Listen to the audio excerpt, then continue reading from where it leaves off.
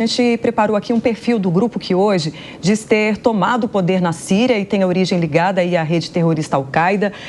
Entenda a origem dessa milícia na reportagem da Camila Yunis. Originalmente vinculado à Al-Qaeda, o Hayat Tahrir al-Sham tem tentado ao longo dos anos se distanciar dessa associação e se apresentar como uma alternativa política local, embora ainda enfrente resistência das potências ocidentais que não reconhecem a transição. O grupo, antes conhecido como Jabhat al-Nusra, que jurava lealdade à Al-Qaeda, deu uma guinada significativa em sua trajetória. Em janeiro de 2017, mudou oficialmente de nome e, segundo o International Crisis Group, iniciou uma série de confrontos com a Al-Qaeda e o Estado Islâmico em seus redutos. Esse movimento foi interpretado como uma tentativa de redefinir o grupo no contexto da guerra síria e da política regional. Composto principalmente por combatentes sírios, o grupo passou a se posicionar como uma força autossuficiente no cenário político do norte da Síria, principalmente após assumir o controle da maior parte da província de Idlib em 2019. Na região, o grupo não só assumiu o controle militar, mas também criou um governo de segurança, que administra a economia local e estabelece a lei, com a maioria dos juízes sendo leais à sua causa. Este governo de segurança, que oferece serviços essenciais à população em coordenação com a ONU, é visto por alguns como uma alternativa pragmática às administrações caóticas de outras partes da Síria. Embora o poder centralizado do Hayat Tahrir al-Sham seja criticado por muitos e taxado como autoritário. Esse desenvolvimento é visto com um certo ceticismo por analistas internacionais. O Southern Center, com sede em Nova York, observa que os rebeldes na região começaram a estabelecer estruturas de protogovernança, com tentativas sofisticadas de estabilizar a economia local, subsidiar preços de alimentos e até estabilizar setores essenciais como os bancos e energia. Embora essa tentativa de governança seja uma novidade na Síria, ela é limitada pelo controle rígido do grupo islamista sobre os recursos e a população. O Hayat Tahrir al-Sham tenta se distanciar do radicalismo jihadista, como ficou claro em uma entrevista de 2023 com o líder do grupo Abu Mohamed al-Julani. Durante a entrevista, o jornalista Wassim Nasr, do jornal francês Le Figaro, citou al-Julani afirmando que o grupo não está mais comprometido com a jihad internacional. Segundo o jornalista, essa prática só leva à destruição e ao fracasso, e diz que o grupo mudou de foco, buscando uma governança mais voltada para as necessidades locais, o que inclui permitir que as mulheres frequentem escolas, dirijam e até fumem nas ruas, um contraste claro com o regime extremista anterior. Para o especialista Jérôme Drevon, do International Crisis Group, essa mudança pode ser genuína. Ele destaca que, embora seja difícil de acreditar, em 2017, quando o Hayat Tahrir al-Sham adotou uma postura mais pragmática, o grupo passou a se comportar como uma força insurgente, sem a intenção de promover um terrorismo internacional. Isso deveria, segundo ele, levar as potências ocidentais a reavaliar posicionamentos em relação ao grupo, que ainda é visto como uma organização terrorista pela ONU, Estados Unidos e alguns países europeus. Entretanto, nem todos acreditam nessa transição.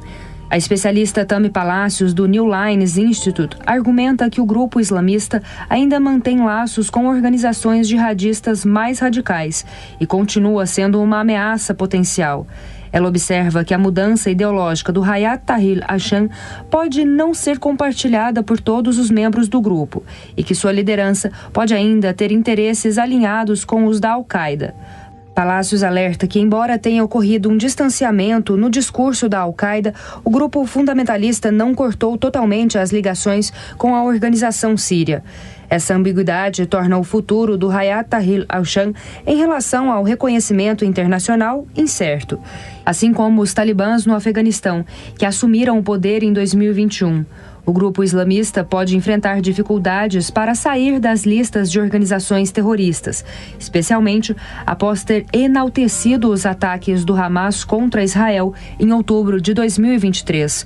O especialista Hans Jacob Schindler, diretor do Counter Extremism Project, argumenta que o grupo ainda mantém características de uma organização extremista, o que significa a permanência nessas listas. Em resumo, o Hayat Tahrir al-Sham continua sendo uma figura central no conflito sírio, com poder crescente na província de Idlib e um controle autoritário sobre a população local.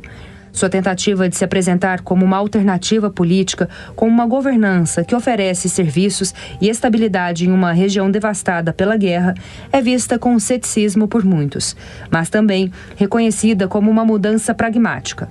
No entanto, a proximidade com a Al-Qaeda, a retórica radical e as recentes alianças com grupos jihadistas faz com que a comunidade internacional tenha dificuldade de desassociar a imagem do grupo da organização terrorista.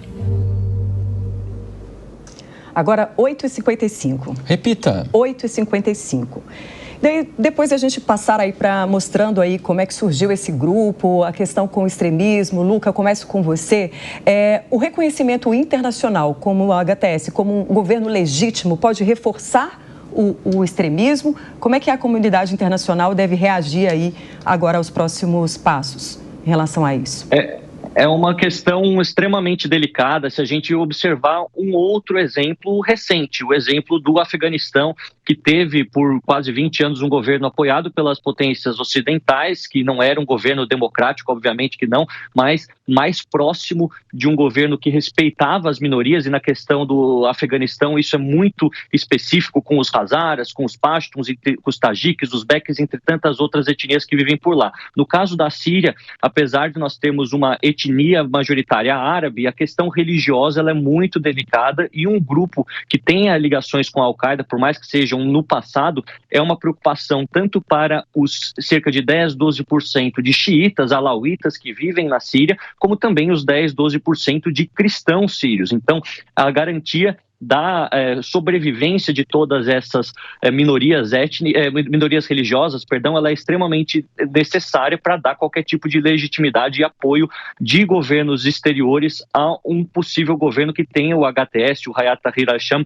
como um das maiores influenciadores da política nacional. Acredito que durante os próximos dias muitos disso será então tratado por cada um dos diplomatas responsáveis por analisar melhor essa região, mas não será fácil. Realmente há a chance de que esse discurso mais moderado, de tolerância a todas essas minorias religiosas, ele seja apenas uma questão, falando bom português, para inglês ver, para cair bem a várias entrevistas, e depois no dia seguinte o governo se torna cada vez mais radical, sem o controle de qualquer outro mecanismo internacional, como nós sabemos, com a finalização desse conflito.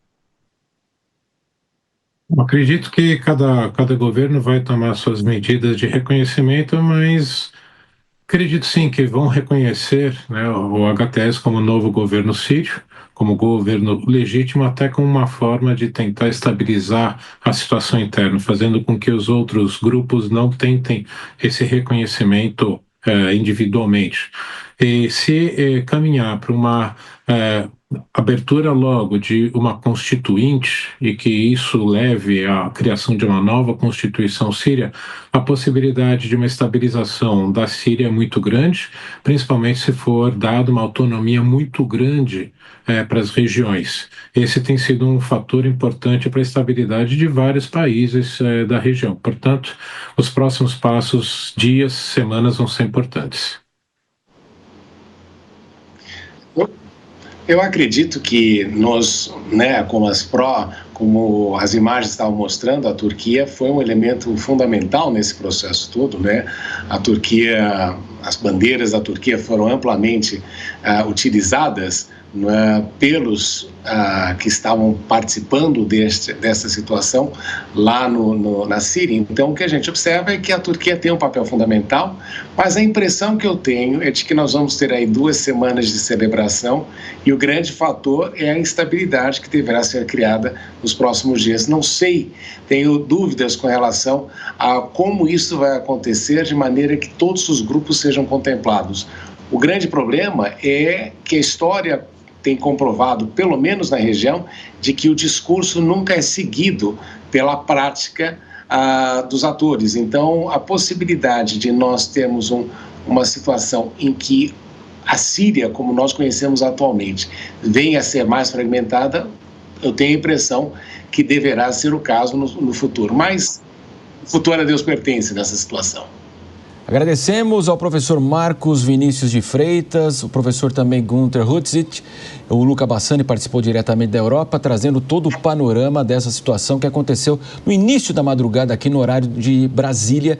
Então, todos os acontecimentos e, é claro, vamos permanecer nesse assunto. Muito obrigado, bom dia.